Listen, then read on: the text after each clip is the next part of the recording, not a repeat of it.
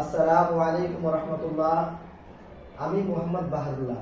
আমি বাংলাদেশের একটি শিক্ষা প্রতিষ্ঠানে আরবি শিক্ষক হিসেবে নিয়োজিত আছি।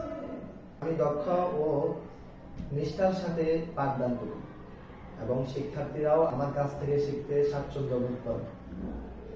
আমি যে বিষয়গুলো পড়াই সেগুলো হচ্ছে কোরআন মাজিদ ও তাজবিদ, অর্থাৎ কোরআন শেখার ক্ষেত্রে সহিহ শুদ্ধ কোরআন যেভাবে পড়তে হয় সেটা। দ্বিতীয় হচ্ছে আরবি সাহিত্য।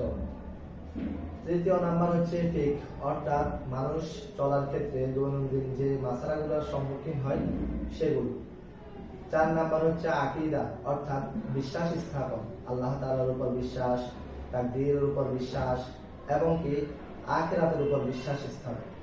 তো আমি আমার শিক্ষার্থীদেরকে উদাত্ত আহ্বান জানাই, তারা যেন আমার কাছ থেকে একটা ক্লাস অন্তত করতে আগ্রহী হয়। আসসালামু আলাইকুম রহমতুল্লাহ।